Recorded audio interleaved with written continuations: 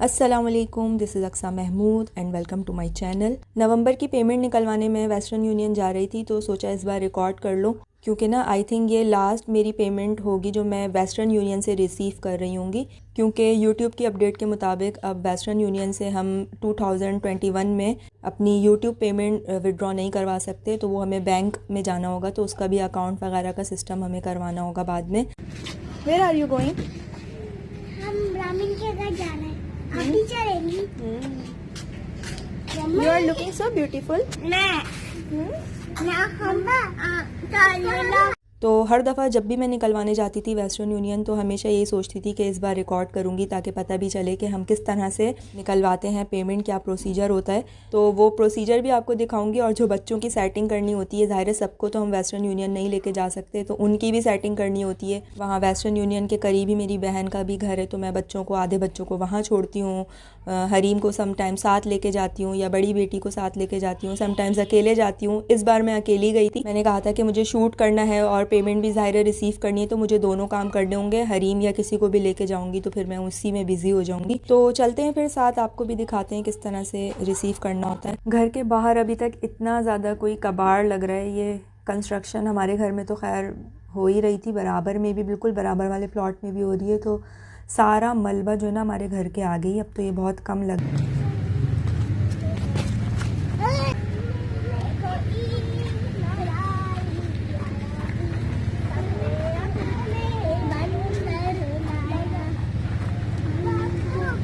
अच्छा, मैंने शायद ज़ू व्लॉग बनाया था, तो उसमें मुझे किसी ने पूछा था, बल्कि कमेंट किया था कि आप लोग सब बाइक पर किस तरह से आ जाते हैं, आप लोग वाकई बाइक पे सफ़र करते हैं या सिर्फ ऐसी आप बता रही थी।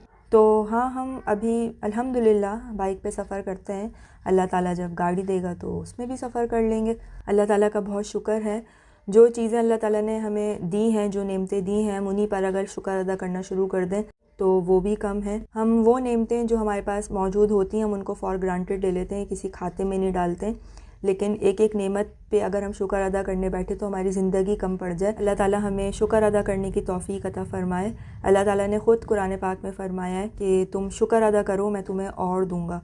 तो यहाँ पे SOPs के तहत गार्ड ने मुझे रोका हुआ था। दो बंदे बस अंदर जा रहे थे एट अ टाइम, बस 2 बंदे अंदर होंगे। तो एक पहले से लेडी थी और फिर एक मुझे अंदर जाने की फिर इजाज़त दी। रास्ते में असर की अजानें हो रही थी, तो हस्बैंड ने सारे बच्चों को उनकी खाला जानी के घर छोड़ के फिर वो नमाज़ पढ़ने चले गए और मुझे यहाँ ड्रॉप कर दिया था। तो स्टार्टिंग में तो ऑब्वियसली कुछ पता नहीं था वेस्टर्न यूनियन में किस तरह से विड्रॉ करवाया जाता है, तो फिर मैं हस्बैंड के साथ ही आती थी। लेकिन अब जाहिर है सब कुछ पता है, कॉन्फिडेंस आ गया है, किस तरह से विड्रॉ वगैरह करवाया जाता है, सब कुछ हैंडल कर लेती हूँ मैं अकेले।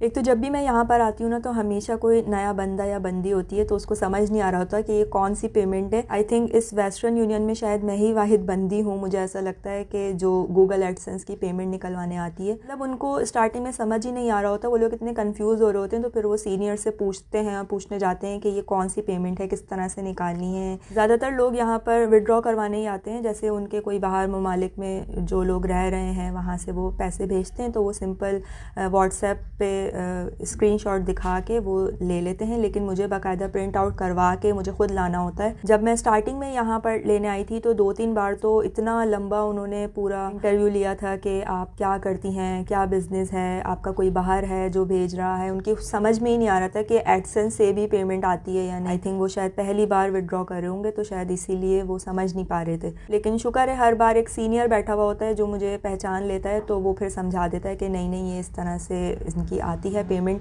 तो फिर वो हेल्प कर देता है और फिर मैं पेमेंट रिसीव कर पाती हूँ। अच्छा, इसी साल मेरी जनवरी से 2020 से मेरी पेमेंट आना शुरू हुई है इस चैनल की। मोनेटाइजेशन मेरी स्टार्ट हो गई थी लास्ट ईयर, यानी कि 2019 में।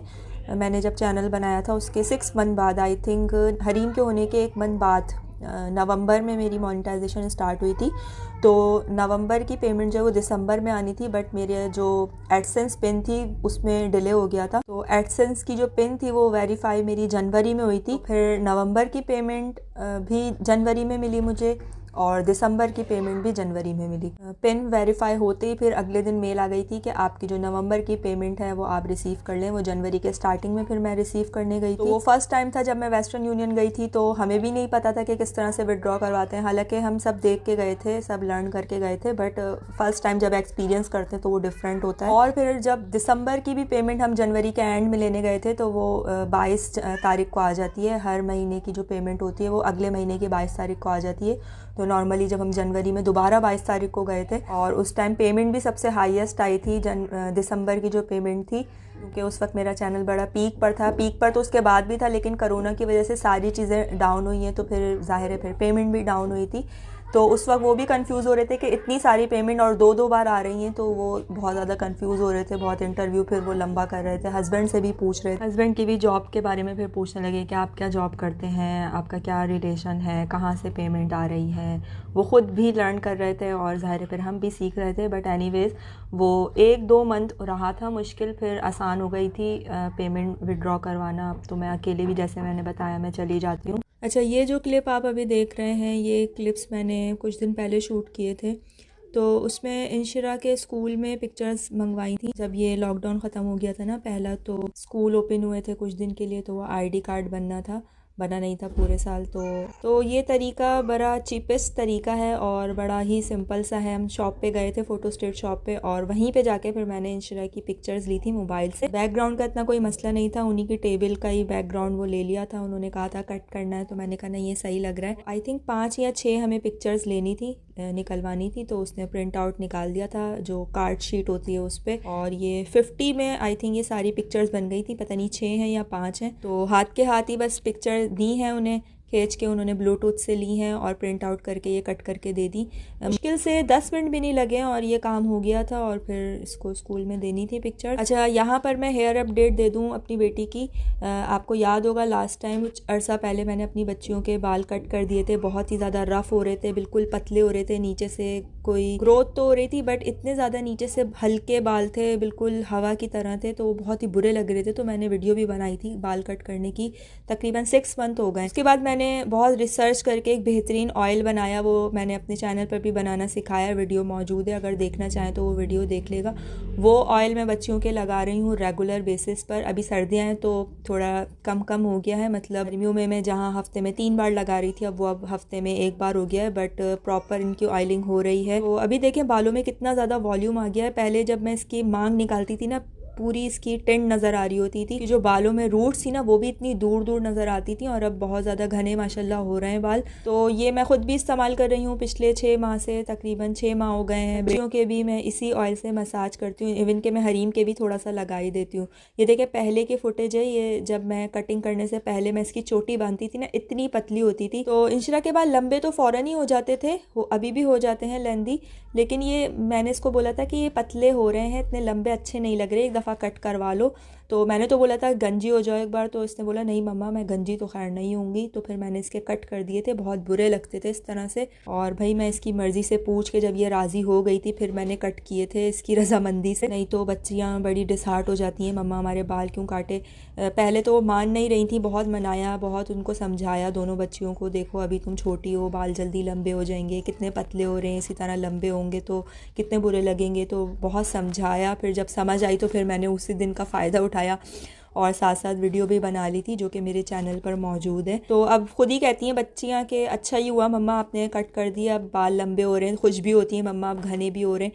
उनका बस ये था कि मम्मा बस जल्दी से लंबे हो जाएं, लेकिन मेरा ये था कि लंबे तो ज़िंदगी भर होते ही रहते हैं बाल, पतले हों तो वो कितने बुरे लगते हैं। तो फिर मैंने सोचा था कि मैं गंजा करूँगी, बट खैर अभी भी इनकी ट्रीटमेंट जो भी हो रही है बहुत बेहतरीन बाल निकल रहे हैं, मैं तो बहुत सेटिस्फाई हूँ।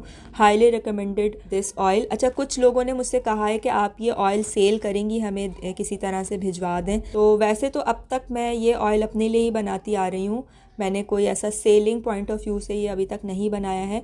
लेकिन अगर इसकी डिमांड आ जाती है, मतलब 10-12 लोग मुझे ऑर्डर इस तरह दे देते हैं, बोल देते हैं, जो कराची, मतलब नहीं कराची नहीं, पाकिस्तान में मेरी शिपमेंट होती है हरीम क्लोजेट की, तो मैं पाकिस्तान में फिर सब जगह इसको अगर ज़्यादा ऑर्डर आ जाते तो फिर मैं ज़्यादा बड़े पैमाने पे बना के ना फिर मैं सेल कर दूँ। डिमांड पर मैं देखूँगी, अगर डिमांड ज़्यादा होती है तो फिर इंशाल्लाह इसको बना लूँगी, नहीं तो अगर आपको ख़ुद बनाना है तो मैंने पूरी रेसिपी वीडियो में शेयर की हुई है, आप ख़ुद भी बना सकती हैं। सो वॉइस ओवर मैं यहीं पे एंड करती हूँ। अज़ानें स्टार्ट हो गई हैं और बच्चे जो हैं वो दूसरे कमरे से अब नॉक करना शुरू हो गए हैं दरवाज़ा।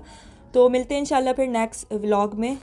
इस साल का शायद वो आखिरी व्लॉग हो, तो उम्मीद है कि मेरी तो पूरी कोशिश है कि वो बहुत अच्छा बने, बेहतरीन बने। तो तब तक के लिए अपना ख्याल रखिएगा। अल्लाह हाफ़िज़।